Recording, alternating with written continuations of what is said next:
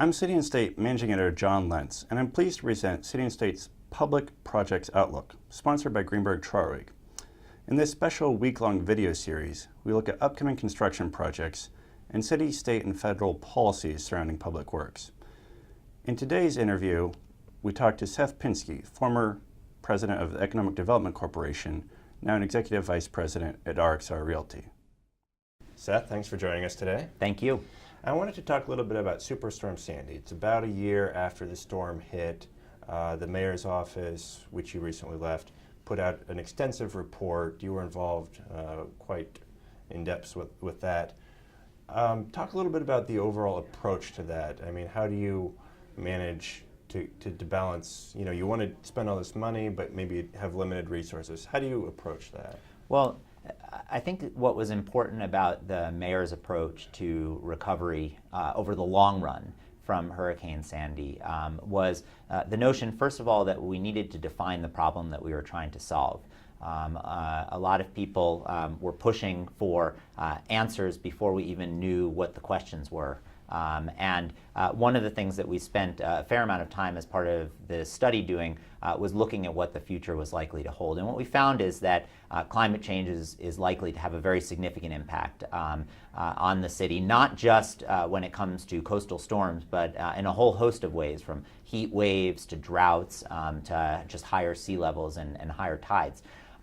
Once we knew what the challenge was that we were facing, the next step was to try to develop a plan in order to address that. And one of the things that Mayor Bloomberg really emphasized to us through this entire process was that it's critical for us to be ambitious. We as a city have to be ambitious because of the scale of the problem, but we also have to make sure that whatever it is that we do is achievable. And we can't let the perfect be the enemy of the good.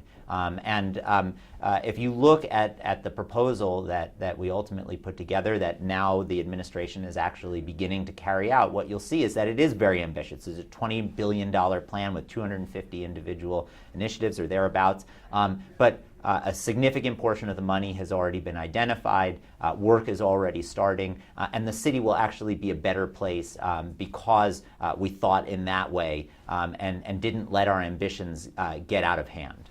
And obviously it'll take years to carry out this entire process. Where are we at a year later? Are we better prepared? Are we more prepared than we were before the storm, after the storm? How would you gauge that? So the city, I think, all things considered, has done a phenomenal job getting back up on its feet.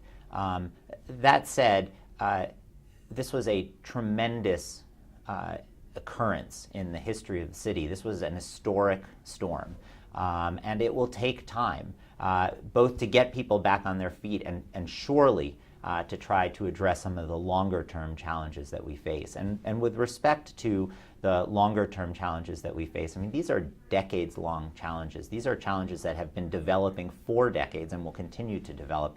And so, after a year, I think that we're in a good place in that we have a plan and we're beginning to execute against that plan. We're also very lucky here in New York because the city didn't start thinking about this with Hurricane Sandy. The city has actually been thinking about it since 2007 when Plan YC was released. But there's a lot more for us to do.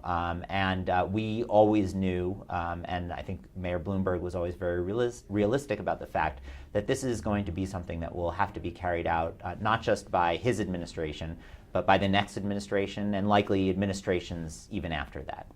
And more broadly, in terms of infrastructure issues, one big buzzword is public-private partnerships.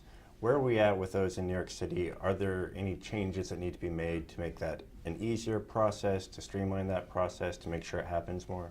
Public-private partnerships are a very valuable tool in the infrastructure toolkit.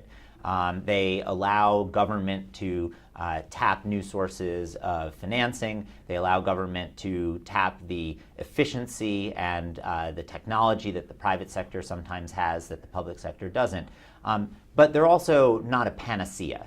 And in order for them to be effective, they have to be carried out in a way where the public is very careful in ensuring, first of all, that incentives are aligned between the public and private partners. And second of all, that there's monitoring going on from the public side to make sure that the private partner is actually doing what that partner says that it's going to do. And finally, to make sure that the efficiencies that come with the partnership outweigh the costs that come with the partnership, because there are certainly costs that are associated with taking things outside of government and bringing in a new entity to do them.